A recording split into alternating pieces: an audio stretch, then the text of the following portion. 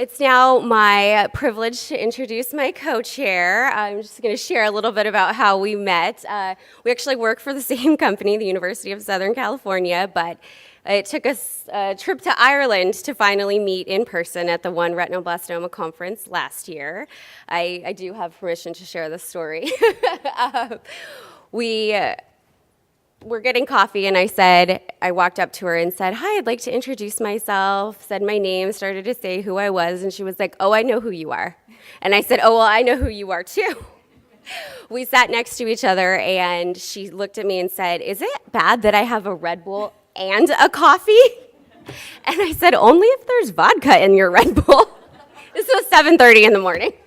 And it was pretty much like that we knew this was going to work out. I went to Dublin knowing that this conference would be in the United States, knowing that our board would be producing the conference on the event side, and knowing that the majority of the event logistics would fall to me as an event planner, and I knew I could not do this by myself, so I was kind of on a scouting mission to check this one out and see if she would be my co-chair. And within the first few minutes, I knew that I would be in good hands and this conference would be in really good hands. So I'd like to give a huge thank you to my co-chair and someone I'm very happy to call a friend as well. So I'd like to introduce Dr. Jessie L. Berry. She is an assistant professor of ophthalmology at USC Roski Eye Institute and also the associate director of ocular oncology at Children's Hospital Los Angeles. And on a personal note, she is the physician to my college roommate's baby who has retinoblastoma and is taking very good care of him. So Dr. Berry. All right, you guys, good morning. Had I known I was being scouted, maybe I would have actually had vodka in that Red Bull. I don't know. This has been a journey to come together today. I'd like to thank each and every one of you for being here. The care providers who are taking time away from their services and coming to share their knowledge and to be part of this community. The broader survivorship community for coming and asking the questions. You know, the entire basis of this meeting is the questions that the RB community wants to hear from their providers, and we are so happy and honored to be here to begin this collaboration and this discussion today. All of this could not have been done without Marissa, who is a friend and amazing and a strong survivor, and you inspire me every day. Also without Abby, Helen, and Brenda, who got up very early for us to have conference calls as we all commuted to work for, 6 or 7 months now, I think, once a week or once every other week. So thank you guys for all of your support. I like to think of our service, my colleague Jonathan Kim is in the room, and we think of our service a lot as a family and taking care of these children as part of our family. And I think this here is just a broader extension of that. We all come from services that feel the same way, and we're blending them and merging them together to create a broader RB survivorship community and family. And I feel like I am a better physician for being a part of it, and I'm looking forward to sharing these next few days with you all. Thank you. Yeah. Okay, so let's get this started. So I'm going to ask Sandra Staffieri to come up. She is the retinoblastoma care coordinator who came to us all the way from Victoria, Australia. And she's going to bring her wonderful team up, and we'll start the first session, which is on awareness and screening for retinoblastoma. Good. Are you okay? Yeah. Okay, great.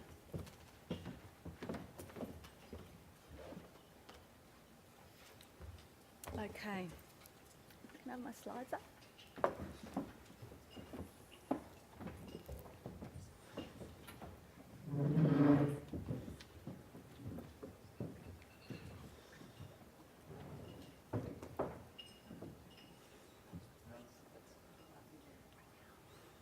Not that.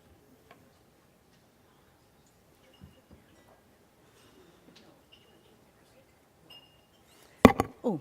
While I'm just waiting, I'd like to say what an absolute honour it was to be invited to run this session today. I came to my first 1RB World meeting after a very long and arduous journey around North America and Canada in 2012. And at the very last minute, just before I left home, I discovered the 1RB World inaugural meeting was to be held in London. And it was at this meeting that I was jettisoned out of the comfort of my armchair, as it were, where I work in Victoria, Australia, which is a very small state with a very small population compared to the rest of the world.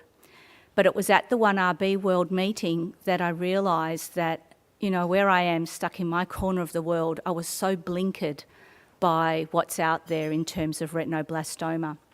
And I was so motivated and inspired by many of the people that I met at that meeting, starting with Brenda and Abby and a lot of the clinicians that were there, and mostly the parents and survivors that were there. Everyone's got a story to tell, and it was exactly the same as the stories that I'd been hearing back home.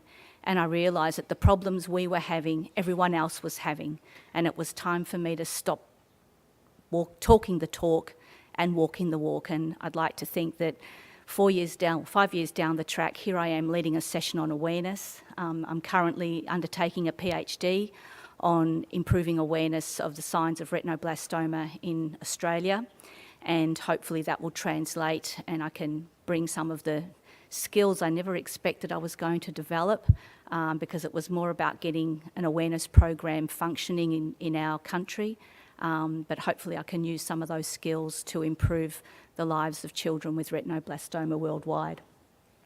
So I'm going to give the first talk, but before I do, I'd like to introduce my panel.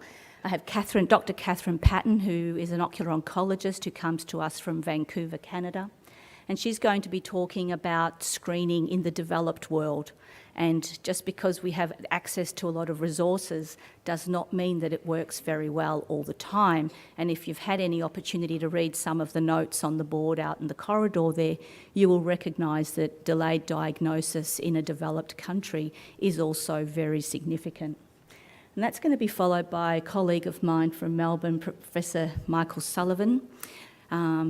Michael is a paediatric oncologist. He's also the president of the Oceanic Chapter of Paediatric Oncology in Developing Countries for the International Society of Paediatric Oncology.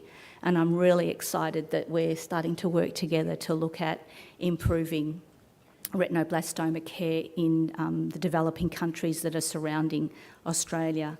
And he's going to talk about the extreme example of delayed diagnosis of retinoblastoma and some of the challenges that we face and the potential for improvement. And he's talking about Papua New Guinea, but that can really be an example of any other developing country. And then we're going to finish with Dr. Liga Fu, who is going to finish on a high note, and she's going to talk about, Liga comes to us from Honduras, and she's a co-author on the only published awareness program that is in the peer-reviewed literature about the impact, the very important impact that raising awareness can have on outcomes for children with retinoblastoma. And she's going to talk about what's happened in the last 10 years since that program was first implemented. So I'd like to think we're going to talk about what all the problems are, and we're going to finish on a high note and know that if we do something, we actually have the chance of making a huge difference. So I'm going to start with my talk on thinking globally, but then taking that information and then acting locally. Now, I'm not going to labour on the presenting signs of retinoblastoma. Suffice to say that we all know that a white pupil or an eye turn in a developed country is usually the way that children present.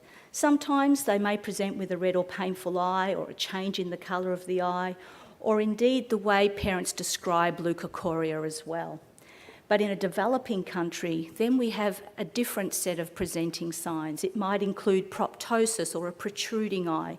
In developing countries where there is very poor access to care, children may present with very advanced extraocular disease.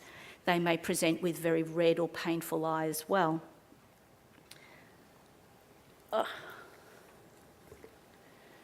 Why is this not advancing? Oh, there we go. There are a number of challenges faced because in the initial stages, or rather for a very long time, children with retinoblastoma, even though they have a cancer, they're actually well.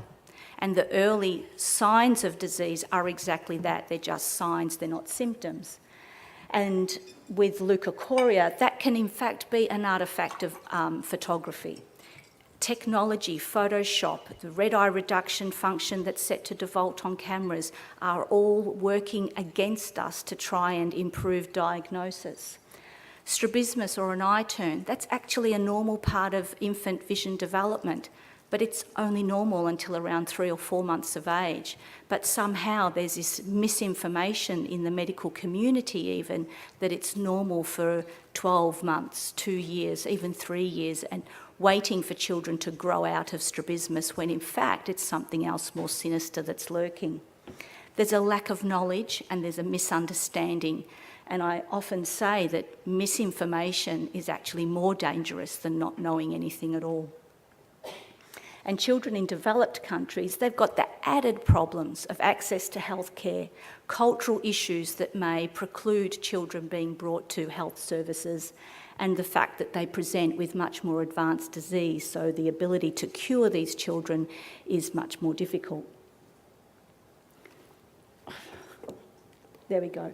Delayed diagnosis in retinoblastoma is very well documented in the literature. This is not a new thing, not new at all. And in fact, delayed diagnosis is the most significant challenge facing children worldwide, because until the child's diagnosed, we can't actually do any of the other things that we're trying to do in terms of treatment. There we go. And we know that the consequences of delayed diagnosis are quite significant. We have morbidity of the eye or vision. Children where the diagnosis is delayed, you can have local tumour invasion, and that requires adjuvant chemotherapy, whereas if the child had presented a little bit earlier and enucleation might have been able to be undertaken earlier, the chemotherapy may not have been required. But more importantly, the mortality of children who present with disseminated disease, and again, this is quite common in children in developing countries, and they have a very high mortality rate. And Michael will have some figures for you about the fact that there are very many more children in developing countries with retinoblastoma in developed countries, so there's a real inequity in terms of access. Okay. So at the meeting last year in Dublin, we had in one of the breakout sessions, we were talking about awareness, and because I've had my PhD research hat on, I sort of thought, well, hang on, how do we know what to do and who's doing what, and has what they've already done made any difference? So I felt that there was a real gap in the knowledge of awareness programs, and to look at improving awareness programs, we need to spend some time thinking about this.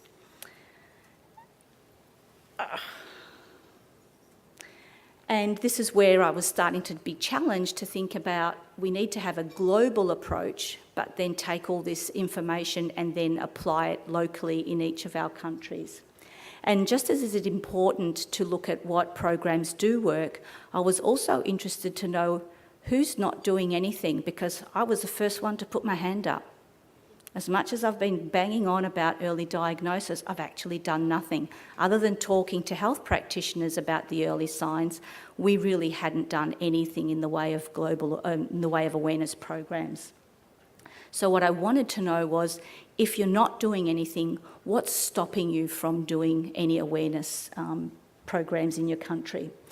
So I ended up with an email list of 145 people who were either past 1RB World participants or whose treatment centre was registered on the 1RB World map.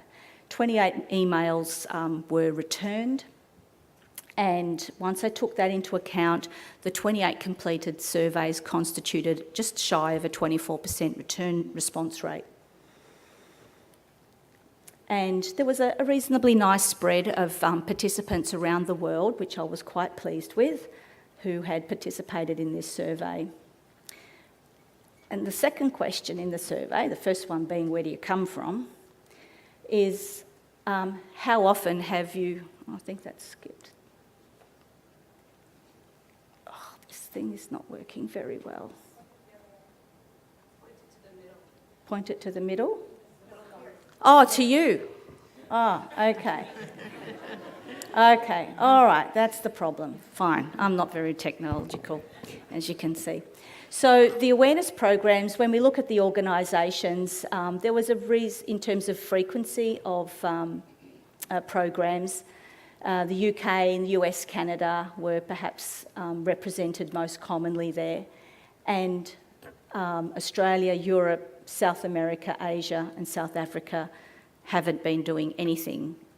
And that's not to say that there is no awareness program, this is just the people that responded to the survey.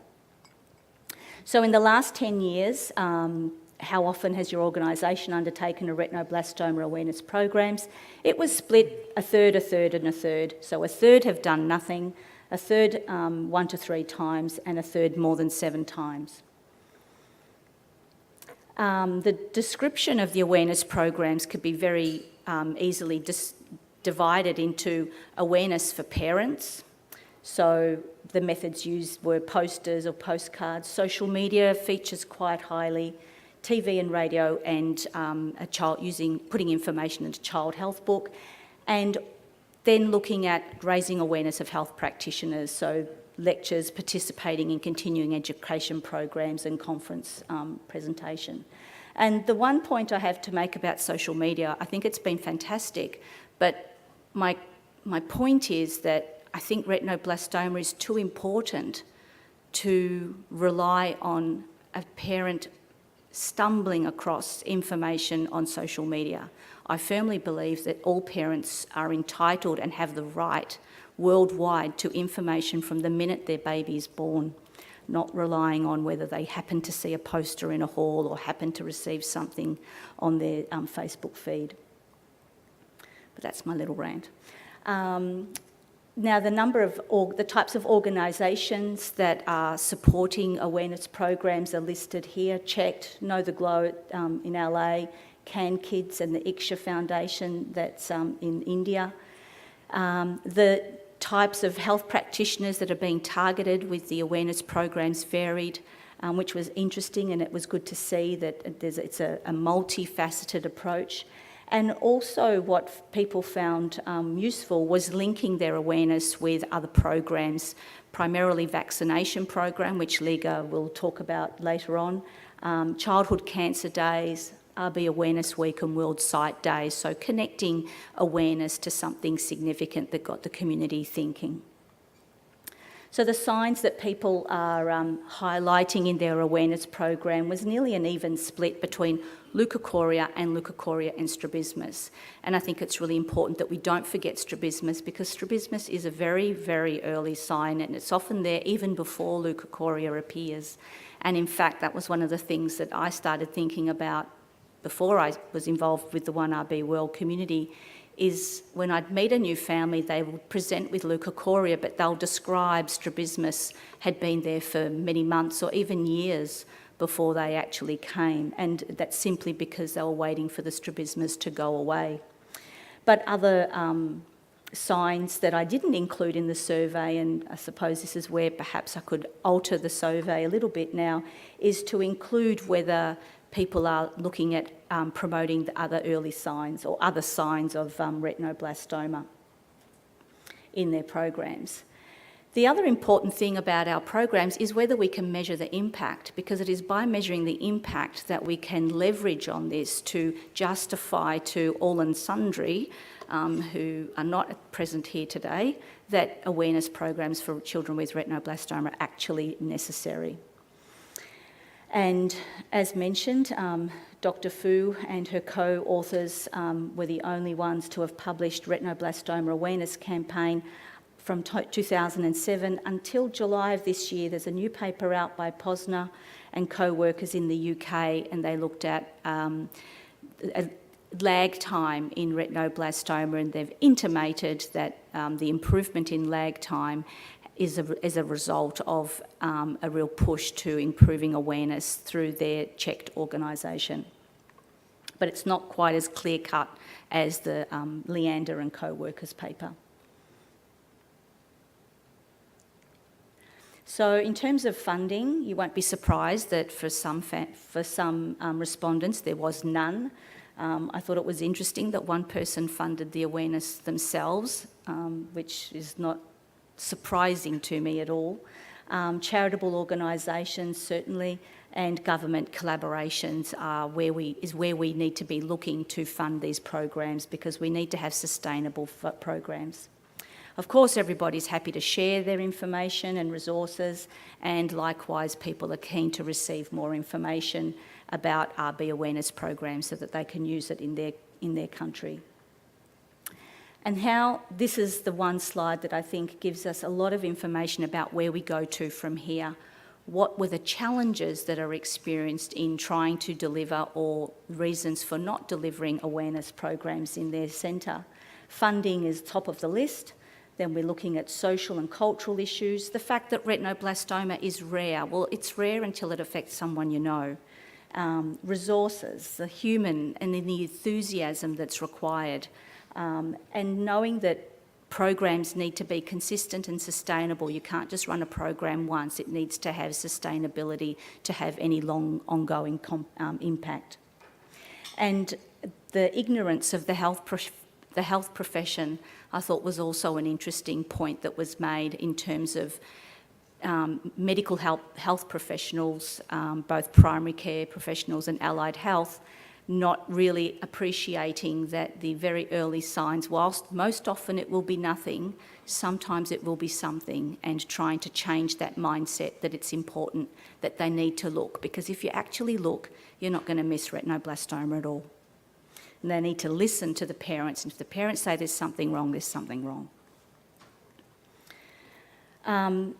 The most difficult thing is the decision to act, and the rest is merely tenacity. And that's Amelia Earhart's words, but I think yesterday Bruce Van Horn was saying much the same thing. The hardest thing is to make the decision to do something, and that's the decision that we've made, is that we want to do something. Now we just have to put our heads together and think about how are we going to do this. I'd like to put forward the notion of perhaps a working party that comes out of the 1RB world, that will collate resources and ideas, that we can disseminate resources to interested groups, and that we can assist with measuring the impact. So nobody in this room or anywhere around the world needs to feel that they're on their own in trying to develop and implement awareness programs. They've got a lot of support, and I think together we can make a huge difference. I'd just like to acknowledge all the individuals and organisations that responded to the survey and provided important and valuable information. And 1RB World that's motivated me to work on this area in the last 5 years. Thank you. So I'd now like to invite to the podium Katherine Paton, who is going to talk about screening in the developed world and where the big holes still exist. Good morning. I wanted to say thank you very much to the organisers, including Jessie, for the invitation to speak. This is my first time to 1RB World, and I'm going to put a disclaimer right out at the front. We were given some fairly direct instructions about what we were to do with slides, and so I've tried to make mine visible for visually impaired, but it means that acknowledgments and footnotes and so on aren't there, and I will try and acknowledge the people who have given the talks, but you're all why the information is together. I am from the Canadian wing of the Retinoblastoma International family. That means that we actually have royalty to help us stay together, and training with royalty means that you're supposed to know something about something. But let me give you an idea about Canada.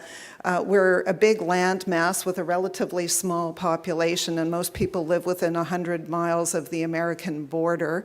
We are about 1/10 the population size of the US, and that means that on an average year we have about 24 new cases of retinoblastoma, and small countries can beat us hands down. It has to do with the birth rate. But when I was asked to talk about screening in retinoblastoma as the topic,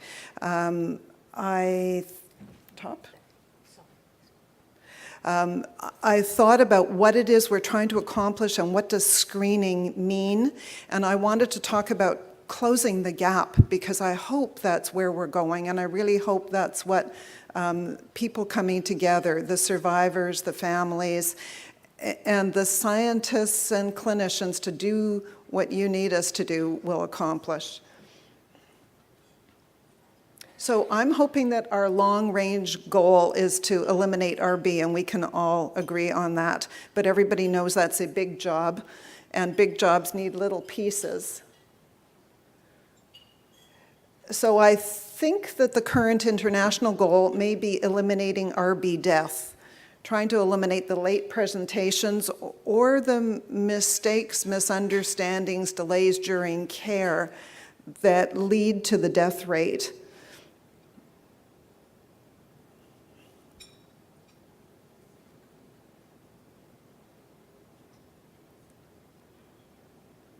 And I think there's some international stretch goals that we could talk about. Preserving ocular function, preventing complications, and early detection of the related diseases. So those would be the diseases that we see in a heritable form of retinoblastoma, whether it's the second tumors or the trilateral involvement. And then I think the current developed world goal would be to preserve eyes, and you will hear about that, including maybe some of the challenges that presents, and maybe to try to develop best care guidelines. And I put that at the bottom, not because it's not important, but because I think it's where there's lots of effort right now. My title said closing the gaps. I'd like to point out where guidelines don't hit it.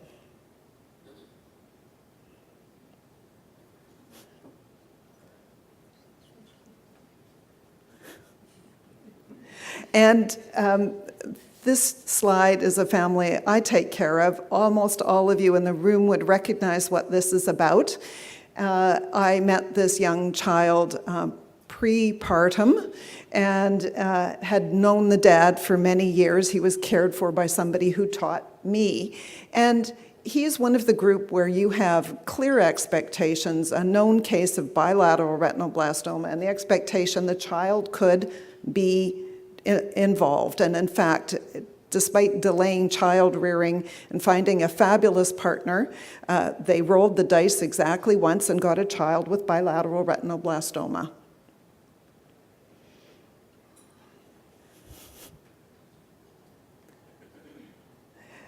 So I wanted to talk about screening. Who should we screen? And when you look at guidelines, guidelines will talk about this part quite nicely. So if you look at retinoblastoma and you talk about how do you understand retinoblastoma, we tend to divide it into heritable or non-heritable groups. And within the heritable groups, most people would agree that what we're looking for are people who may, like that young child, be the offspring of somebody with retinoblastoma or known retinoblastoma. This should be simple, but it's not quite as simple as all that. So in the heritable retinoblastomas, the germline mutations, where it's familial, or this is really part of the same group, they have a big deletion, that's simple and straightforward, and we know about that. But actually, there's a large number of these heritable germline mutations that are new mutations, and we're not going to know to screen for them because they're a new mutation. In addition, there are mosaic cases, and right now our knowledge about mosaics and how heritable they are is evolving because the identification of mosaics has been relatively recent. It was suspected, but we don't know yet exactly how often those people are going to have offspring with retinoblastoma. So we can't ignore this group, and we can't ignore the group that I've put as other, whether it's a different mutation or whether it's a low penetrant mutation. So 40% of the existing retinoblastoma known patients are going to fall into that category. This is the other group, the ones where the relatives don't need to be screened because you know that they're not heritable. And either They've got a somatic mutation that's happened just once in that child, given them unilateral unifocal retinoblastoma, and however you've treated that, the story is done. Or they've had a MIC-N mutation, or again, there are other mutations that are within this group. All of this presupposes that you know their genetic basis. And I would argue that right now we don't know that for everybody. We probably know it for the people who have been born in the last couple of years. We may not know it for the people who are about ready to have children. So this slide I won't spend very much time going over, except to say it looks exactly like what Sandra was talking about. And I chose New York as a North American representative, UK, Ghana, and Malaysia. And the Malaysian data is 2010 as well, and I'm sorry it's fallen off the end of the slide in my poor IT use here.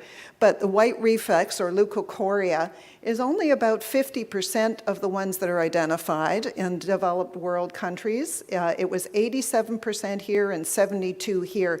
So that more advanced leukochoric presentation that everybody can Google and find, and that seems to have penetrated the medical professionals, is fairly evident. But here are the strabismus cases that Sandra was talking about. And in fact, they represent a not insubstantial group, and they aren't always associated with leukocoria. And then the third group I wanted to bring forward were the proptosis group, which are relatively small in number in the developed world and relatively large in number in the developing world. So those are cases where the presentation is going to make a difference. But what actually happens with retinoblastoma? Well, you'll have a unilateral, a bilateral, or a trilateral, and the survivor may only know that part. They don't come to you with a piece of paper that tells you what they had, and they may not come with their mutation identified either. So in those unilateral ones that are somatic and not heritable, we don't have a concern. But it's this group that we don't really know how many we're dealing with. And I think this is where our gap is. How do we catch this group? I'm not saying that I have a solution, but I'm going to say that we definitely have a gap that needs to be closed in the North American screening. The trilaterals, those children who have had a brain tumor, are likely identified. They're starting to survive longer. I'm not sure that we have any offspring yet, but they will in fact be another group who need to be looked after. So what do we do to improve screening? Awareness is probably number 1, 2, 3, and 4 on the list. The families, the general public, the medical professionals, the ancillary people, the folks who are seeing the children in a daycare, the grandparents, the home health visitor in some scenarios, all the people that are intersecting with young children are the ones that we need to aim at. And some of the poster campaigns do that very effectively for the public, and we haven't seen too many of them in developed countries. There is an app that one of the fathers of a retinoblastoma child has designed that's good for looking at leukocoria. But again, you need to know that it's out there, and I would argue those new mutations and the mosaics, the hidden heritable ones, are the ones that aren't going to look for it because they're not aware of it. We would also like to work on delays. It sounds a lot like what Sandra was talking about, because it really is. It doesn't matter where you are. When I put this talk together, I had one set of ideas about what I wanted to say. Our Canadian group is really spread out. One of our solutions has been to create a national tumor board. So we do a monthly teleconference about 8 or 9 months out of the year, where we get together to discuss cases and exchange ideas and have lectures. And we had a teleconference on Saturday, and somebody presented a case where an 11-month-old has had multiple intersections with the medical profession, and the problem that was presented to us was one eye clearly had optic nerve invasion, and the other one had a retina detachment and a large tumor. And there was a delay to diagnosis because nobody had suspected that there was retinoblastoma. And so I'm here to reassure everybody from everywhere else that in the developed world, this happens. People didn't understand this child had that problem. It was only when the second eye became blind that anybody thought about it. So perhaps children with developmental delay and children intersecting with pediatrics with some kind of other problems should all have an ophthalmic screening by somebody in the system. And then these other kinds of delays happen: detection to diagnosis, diagnosis to treatment, and during treatment. What helps those delays occur? What stands in the way?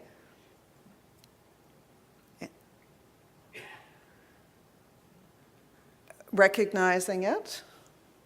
Anybody using this pointer needs their Wheaties for breakfast.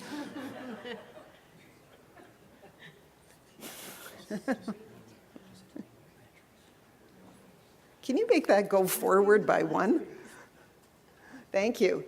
Access to expertise may be one of the things. How quickly can they get to somebody who knows what they're looking at? But I think once you're in the system and identified as potential retinoblastoma, then everything moves into high gear.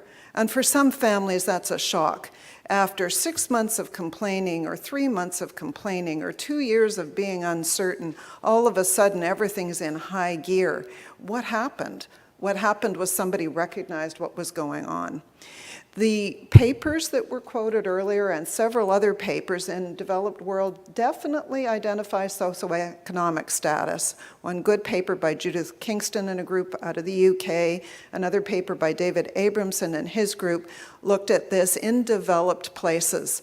And as of the meeting last month held in Leeds of the International Society of Eye Genetic Diseases and Retinoblastoma, it's quite clear to me that the financing of care has something to do with how soon things come forward.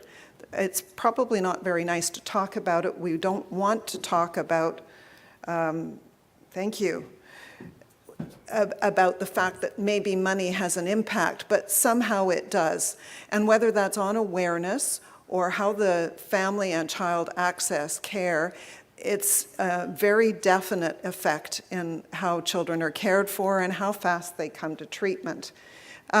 Complicated paternity, and I'm not sure that anybody else will talk about that, but as a fellow, Brenda sent me around Toronto and then into rural Ontario collecting blood samples.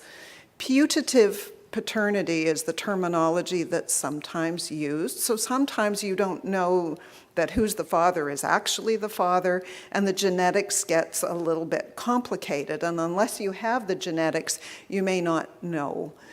And whether or not the family history is available. There are good reasons that is obscure. In some places, it's not nice or acceptable to talk about having a genetic abnormality in your family. That must be from your family. It doesn't run in ours, and all the other things attendant on it. And there are multiple varieties internationally. They may vary from culture to culture, but the business of information being open and available is really the problem. And then access to predictive testing. Oh, it really works now, sorry. Whether or not there is acceptance of the testing and whether or not it's actually available, and how highly accurate is it? Is it the best kind of testing? Is it the best practice at the moment? What could we do by screening? Increase awareness, as we talked about, eliminate the delays from detection to treatment. So getting the parent who notices something in somewhere where somebody can look inside the eyes. Avoiding inexpert treatment, which may actually delay the accurate long-term treatment.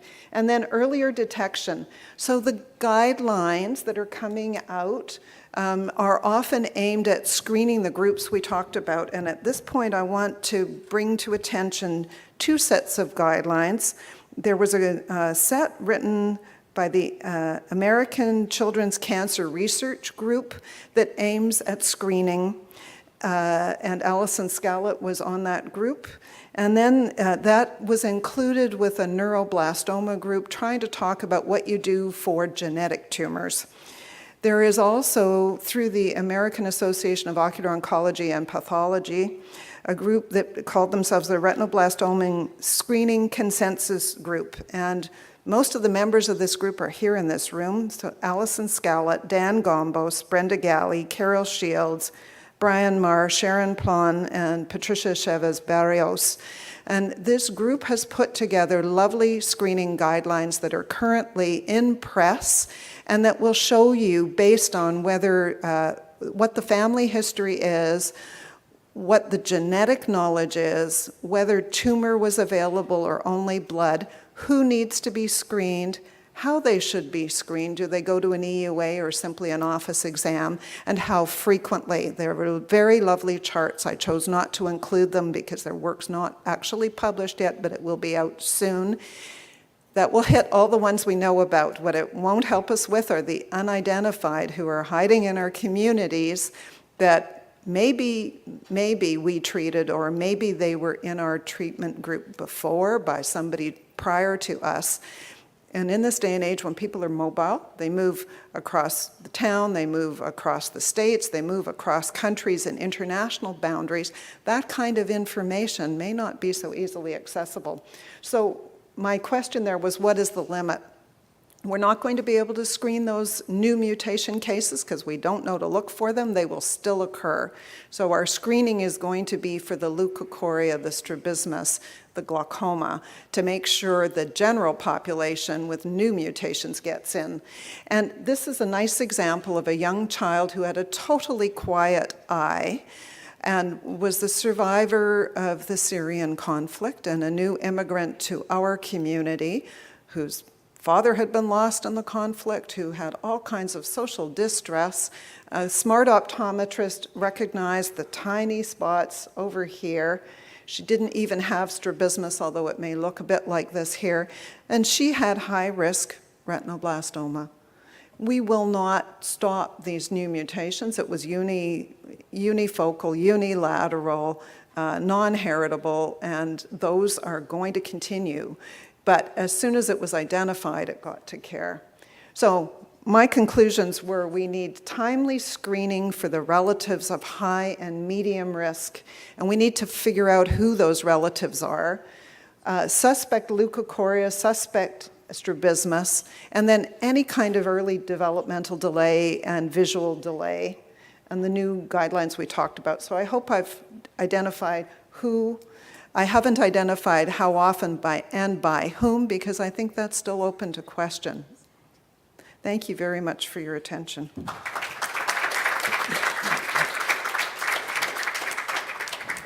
Thanks, Katherine.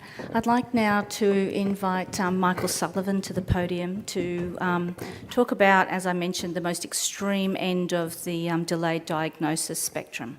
Thanks. Thanks very much for the opportunity to present. I'll just get the first slide up and see if I can master the... It's fast now, don't press too hard. Okay. Yeah, this one. That one there? Okay. So thanks very much for the invitation to present. I'm a paediatric oncologist based in Melbourne. At the Royal Children's Hospital, I have the privilege of working in a quaternary children's hospital. Our region serves a population of about 6.5 million, plus a few interstate. And Sandra, myself, another colleague, and two ophthalmologists provide the regional retinoblastoma care. But more recently, and over the last 10 years, I've been involved in the development of child cancer services within our region, Oceania, Pacific Islands, and Papua New Guinea. And this is the area I want to focus on once I get some slides. I shall keep talking. Much of what I'm going to talk about will overlap with a session that you're going to have this afternoon on child cancer in developing countries. And I know Lorna, who's here in the room, and Carlos will be speaking this afternoon. And later on at the PSYOP meeting, I'm co-chairing a meeting on advocacy for childhood cancer in general in developing countries. So there's a tremendous amount of overlap, but retinoblastoma happens to be pretty much a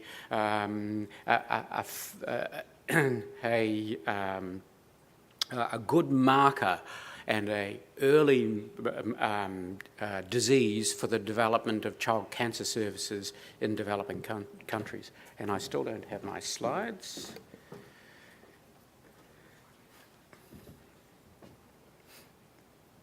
Do you guys, while we're waiting for slides, actually, because I know we're running a little short on time, are there Yeah. any questions after the first two talks that anyone wants to bring up? We're going to take this session until 9:40, but I'd like to give you a Yeah. chance to answer some questions. Yes. One question which came in from the live stream is, what's the average time difference between a developing country and a developed country, between the the diagnosis and the start of treatment?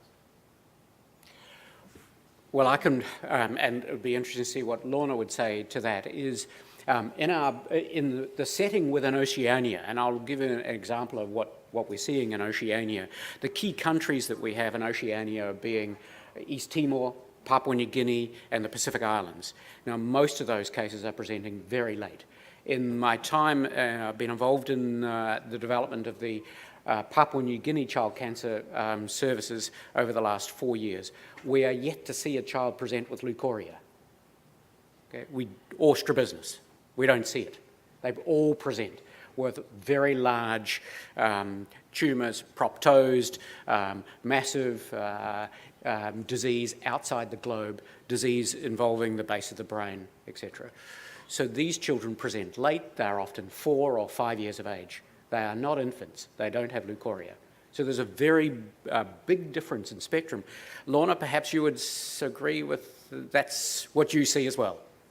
So this is the developing country experience. My slides are up. So here this is on behalf also of my very good colleague, Gwenda Anger, who is a remarkable general paediatrician. And she, like many other general paediatricians who have virtually no training in oncology, see themselves as being advocates at a very early stage, and these are very early adopters and highly motivated paediatricians who are involved in recognizing the problem of cancer, not just retinoblastoma, but other cancers, and try and struggle to meet the needs of patients in their region.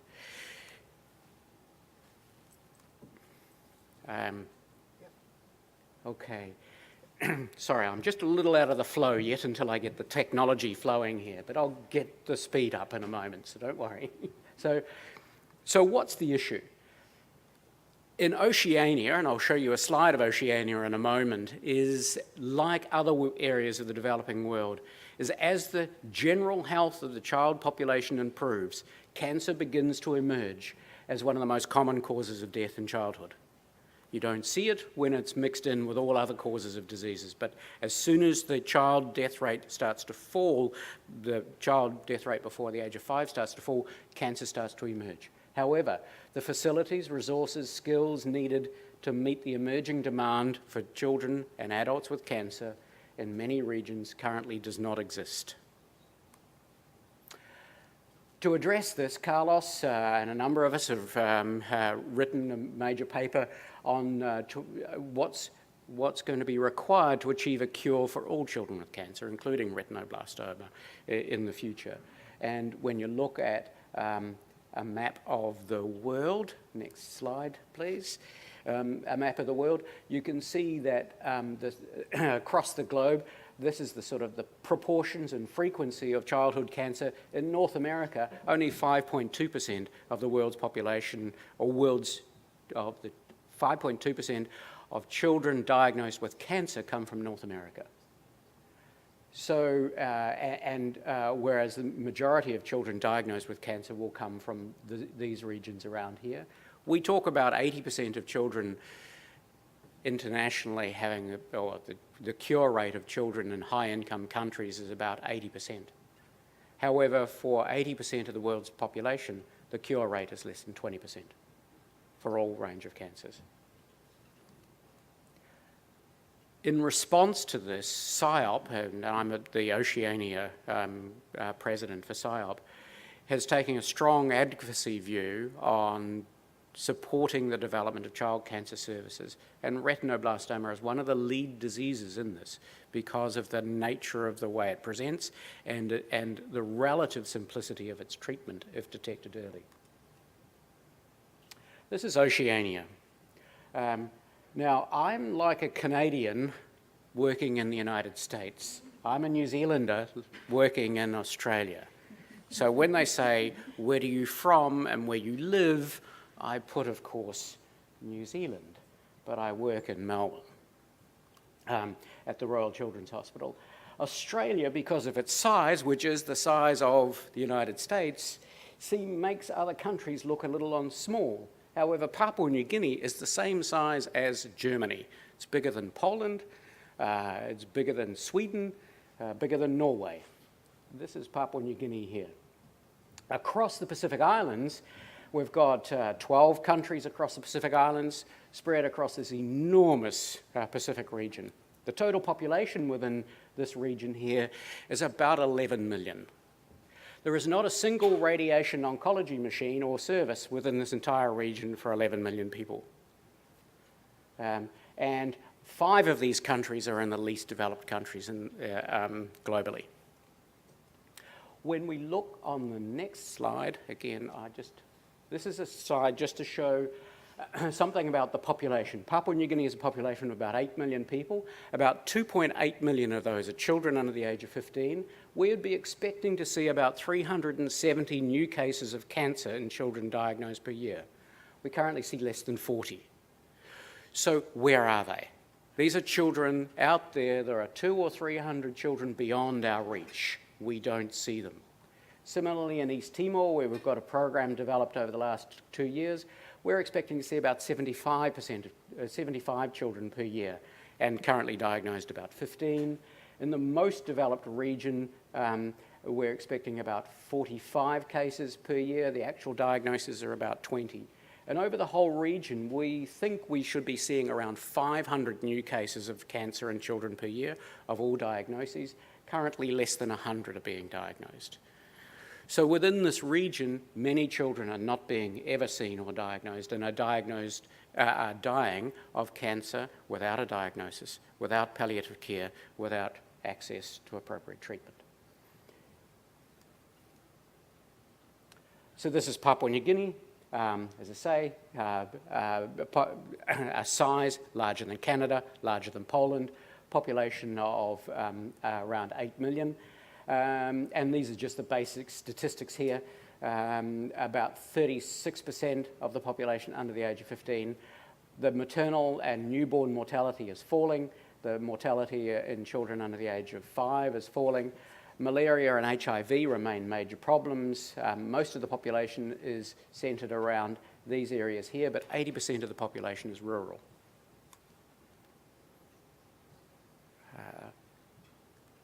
I have the next slide. I'm going to skip that because we've run out of time.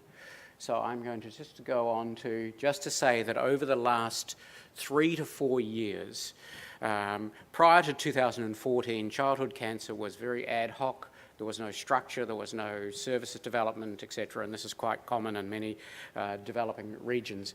Since that time, with a lot of advocacy and training and partnering work, the team in Port Moresby, which is the capital city, have now established a dedicated children's cancer unit, a 12-bed unit, headed by a remarkable paediatrician and 2 nurses, and increased training. Just to say that resources and facilities are starting to develop. But if I can get the next slide, thanks. I'll go to this next slide. So retinoblastoma in Papua New Guinea. This is what we see. This is how retinoblastoma presents in Papua New Guinea. As I say, I've not yet seen a case with leukorrhea or strabismus. These children present almost inevitably with large proptosed globe. And the problem is with this is, what is the diagnosis there? Is it retinoblastoma? Next slide, please. So what we see in the retinoblastoma spectrum, and this is what we see across our region in East Timor, in in Papua New Guinea and Vanuatu and Solomon Islands and the other island populations is the referrals are very late. They're very advanced. There's, but the diagnosis is not obvious. A child presenting with a mass in this way may well have Burkitt lymphoma, rhabdomyosarcoma. It could be a presentation of leukemia or lymphoma or other metastatic cancers. Eye trauma and infection are very common. Coates disease is actually quite common within the region as well. The problem being is that the children are diagnosed, or they may present very late in a very distant region. There's delay in getting referred. They'll get to the centre. They're then often seen isolated by the ophthalmologist, who will do an enucleation or exenteration of the entire orbit. The pathology takes 1 to 2 months to get a diagnosis. The child will return home to the local village. Someone may see the report. The report may then be acted upon, but by the time the child returns to Port Moresby, there's recurrence within the residual area. So that we often get consulted by paediatric oncology very late, and by that stage we've got advanced stage disease. So what we're seeing, sadly, is that children presenting with a very curable disease are presenting very late, and many of the children at the moment, more than half of the children with retinoblastoma in this region, are dying of their disease.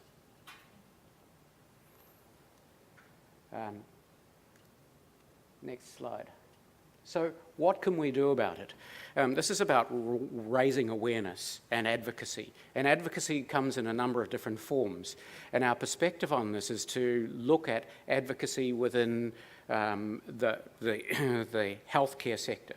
The first part is to train the local village health practitioner, the nurses, the doctors, to be aware any mass, any proptosis, etc., gets referred. That's the first thing. The next thing is advocacy at hospital administration and at the governmental level to get treatment or to get childhood cancer recognised, but retinoblastoma recognised as a treatable condition, that then the drugs that might be necessary and the surgical intervention that might be necessary becomes supported and is available. So this is the steps that we're looking at within Papua New Guinea, is firstly to recognise that child cancer is an emerging unmet healthcare need, that there are agreed prioritised treatment of specific cancers within the resources available, retinoblastoma being number 1 on the list. The next one on the list is probably Wilms tumour, then Burkitt lymphoma, and actually acute lymphoblastic leukemia, which probably accounts for 30 or 40% of cases, is actually further down the list because it's actually much harder to treat than retinoblastoma and Burkitt's lymphoma. And this is a really key thing in addressing an unmet need, is to get an endorsed portfolio of treatment regimens. That is, what is the approach? What is your national approach? What is the approach to retinoblastoma? That is, what's the referral pathway? Who do you see? What's the involvement of the ophthalmologists? Where are the ophthalmologists who are going to deal with this? And then when do you engage the oncologists, and do you have the drugs available to be able to treat if required?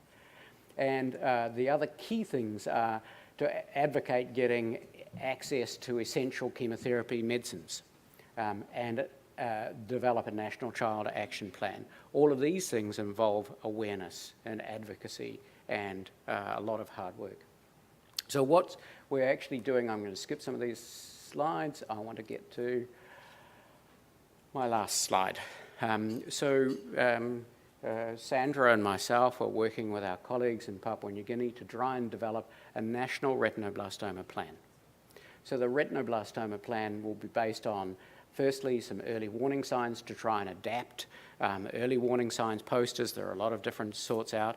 There are 800 languages in Papua New Guinea, but most people speak Pidgin, so we'll get it translated into Pidgin. Develop increased surgical collaboration with the Fred Hollows Foundation, and a defined referral pathway so that people will know through the health clinics where to send patients. agreed initial investigations, and twinning support is really crucial. So the notion of twinning between our institution and Papua New Guinea, many other institutions have developed twinning programs to support the training and directly support care. And to develop a Papua New Guinea specific treatment protocol based on good principles of oncological care. And then key down to this is develop a parent support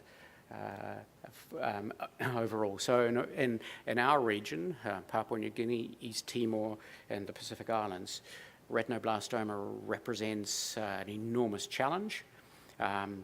And it is a peak challenge and amongst the rest of childhood cancer that we're hoping to address over the next 5 to 10 years. Sandra, sorry about the slides and the disjointed. We have the next slides up for Liga. I'd like now to introduce Dr. Liga Fu, who's going to talk about her experience in Honduras. So it's 10 years since the publication of their paper where they implemented a rather simple awareness program for parents in community health centres showing the sign of leukocoria. And I cannot wait to hear what's happened in the last 10 years. Thank you. I just want to thank you all for the chance and the honor for me to be able to be here to share with you this humble experience, but very meaningful for us in our country. What does a successful retinoblastoma awareness campaign look like, and does it really make a difference? Okay, let's see. Just a short showing you about my country. You know, we are in Central America. We are in the center of the world. Honduras is 8 million people. We have infant mortality of 18 per thousand. And we are a low middle income country where unfortunately cancer is a non-communicative disease. It's not important for the government because they work more with prevention, with infections, with fighting malnutrition. So this accomplishment that we have done in our hospital, this is a tertiary level hospital located in the capital city of Honduras called Tegucigalpa. And we have been able to make improvements in our oncology ward. You see it's cleaner and we have a better space, and everything is thanks to a local foundation, not to the government. Because as I tell you, unfortunately, cancer is not a priority in our country. And it's very sad to show these pictures with the ophthalmos, with huge tumors for retinoblastoma, but it's needed because we have to show you that we have to do something to prevent these things to happen. And that's why we made the decision as the group of the oncologists who work with the children that this has not to be continued. I mean, this has not to happen because it's a failure for a whole community to have a child with a very advanced disease to be diagnosed in our countries. Poor countries that don't have the possibility to cure our children because of delayed diagnosis. As the session last day was a doctor saying that the diagnosis and the possibility to cure children with retinoblastoma starts from the diagnosis. It starts from the early diagnosis of retinoblastoma. So what did we say? Okay, we don't have funds for early prevention. We don't have, the government support. We have to do something. So what's the early sign for retinoblastoma? Okay, the leukocoria. That's what you already know about the white spot that is seen in the eye of a little baby. So we said, okay, we are going to make flyers, we are going to make posters showing what a leukocoria is. And again, most of our people are illiterate. If you make a poster with so many words, they are not going to read it. Maybe they don't know how to read. So take pictures. The images are going to say a lot, okay? Then we will say, who's going to pay for this? A local foundation that we have, Fundación Hondureña para el Niño con Cáncer, they are the angel for our kids. I mean, like, if we don't have medication for our children, the local foundation will provide. Who are these people? They are people who care, you know, people who raise funds locally, and they do what the government is not doing. Okay, what is successful in Honduras? The vaccination campaign.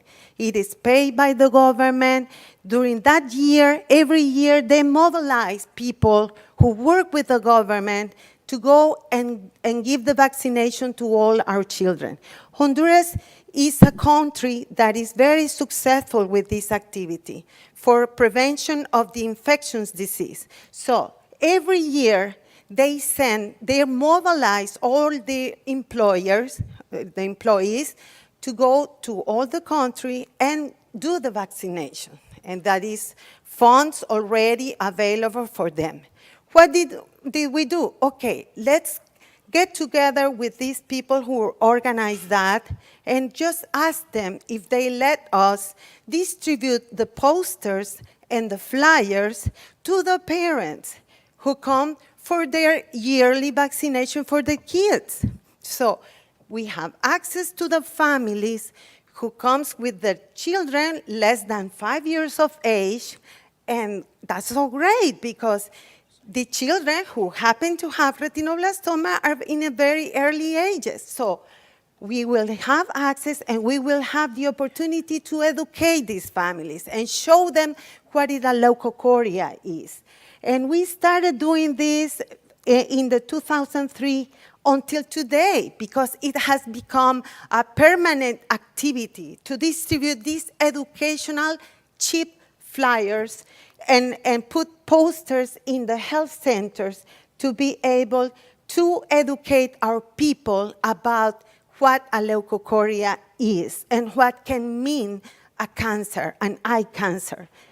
You see, this is an activity with all the personalities in our country, and they started, the nurses and the social workers distribute these flyers that show what a leukocoria is.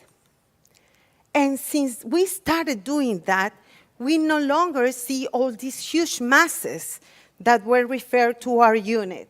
We now see our children only with the leukocoria, and that is so great. Maybe we will not be able to save their vision, but we are going to be able to save their lives, and that's what it's all about, education. Education of the families, education of the social workers, the parents. We have also experiences, for example, of children, parents who came with the leukocoria to general doctors, and they say, don't worry, it will go out. It is a birthmark. But you see, the family said, no, I saw this flyer that this leukocoria could be cancer. I'm going to look for a second opinion. And we have been able to save people doing that. You see, this is the first child that we had in Honduras, in our hospital, with a bilateral retinoblastoma. We were not able to save her eye, but we removed that eye. And then we did the treatment for the remaining eye. But we didn't have a red cam. We didn't have ophthalmologists trained for this. And that's how twinning programs come, because we were able to have great people from, in this case, from St. Jude Children's Hospital who came and helped us. They gave us a red cam. Do you know, are you aware what a red cam costs? It's very expensive. There was no way for us that our government was going to give us a red cam. It was a donated second-hand red cam that we received from St. Jude. And our ophthalmologists were trained by these great people. Dr. Barrett Hyde, that is seeing us from the heaven, I'm sure that he is very happy to see what we have accomplished. And this is one of the first children with bilateral retinoblastoma that we were able to help and also save their vision. That was so great. I'm so sorry if I'm almost going to cry, but it is so happy to see how twinning makes a difference and how we can educate our people in Papua New Guinea, and I'm so happy that he's spreading in the whole world. And I think that developing countries with developed countries, we can make so many things, good things for our people. And I just want to show you that this has been permanent. In the whole years that has happened, we have been doing all these shows, these posters, we have been changing these posters. We have included also other signs that shows you about cancer, childhood cancer. We have to work for this. This is no longer a non-communicable illness. This has to be communicated and shared with the world because we are able to cure and save the lives of our children. That's what is our goal, is our mission. And you see, we participate at the local foundation using the day of our world, the Childhood Day, World Cancer. You see, we give it in the media, and we do a lot of cancer awareness. This is the paper that was presented in 2007. I hope we can, keep working and visualize it in the scientific community more about what we have been doing, working together between developed and developing countries. And you see here how the extraocular tumor it reduces and the intraocular tumor increases, and also the bilateral disease that we were no longer able to, in Honduras, we never knew about this and we never treated. And now what we have improved, comparing the times that we have been doing this activity, we see, for example, in these 9 years that have passed, we have increased the number of referral of our kids. They remain being intraocular as the main cases, and the reduction of the age of the children that are diagnosed, it keeps working. We have to keep doing this, you see, and we will keep saving more lives. That's what the goal is. And here I can show you in the different times that we have been doing these awareness campaigns. It shows that the number of the children with extraocular disease are reducing. As shown in the graph, the extraocular tumors in 1995 was 73%, and in 2016 it has dropped to 21%, which indicates the difference of 52% and shows a statistically significant value.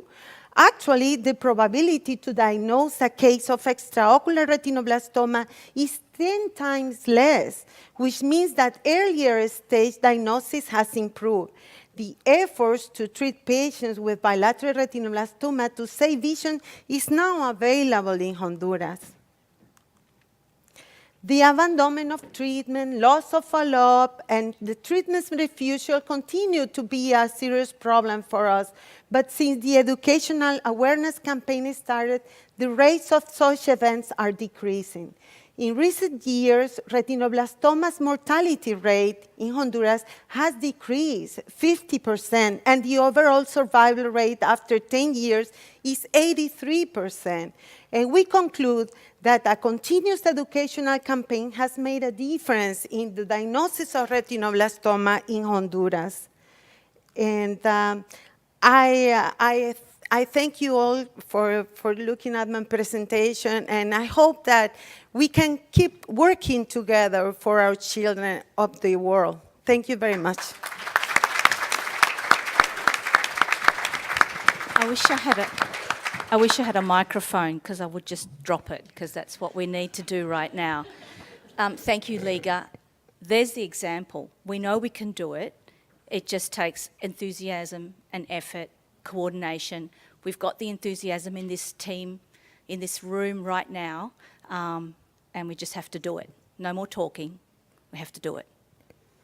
Now, I don't know that we've got any or much time for questions. Have we got any? Because we're really way over time now. We're over time, so let's take 1 or 2 questions and then that's it. Okay, sorry guys. Yep. Thanks. I did it, Marissa. I got it.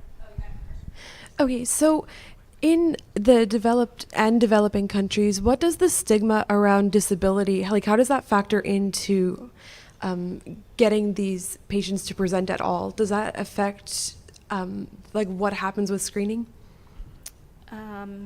Katherine? I'm going to put my foot in it and say something to that. I think the motivation of a parent to get a child looked after and to improve survival and do the very best they can is so strong that probably stigma around disability is the last thing that really comes to mind. Their first thing is to say there's something wrong, it needs to be treated. Now, what happens after that point, and what's happening now in some of the developed world countries, that may be confusing, it may be fraught, it may be quite variable. And I think that's why the guidelines are so important. Canada put together probably the first published guidelines to try and say what a protocol should be for how people access care. And then Kenya took guidelines and made them simple and straightforward so that children were identified and went into a pathway that was common. And it speaks to what Michael was talking about for Papua New Guinea. You need something that's standardized so people know what the approach is. But I don't think getting them to care in the first place is the problem. I think Lygia just showed us that.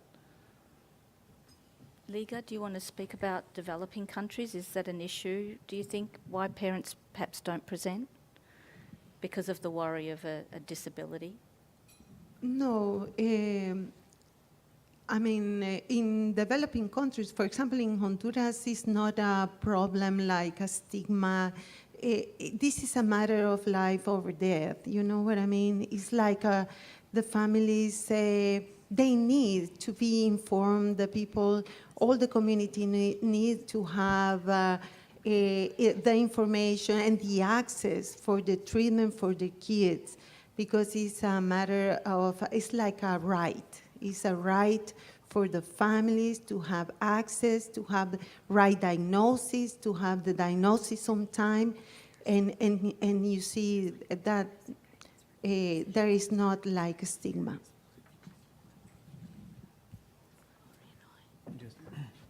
Yes, another question? Maybe not, let's wait. To the? Yeah, nice and quick.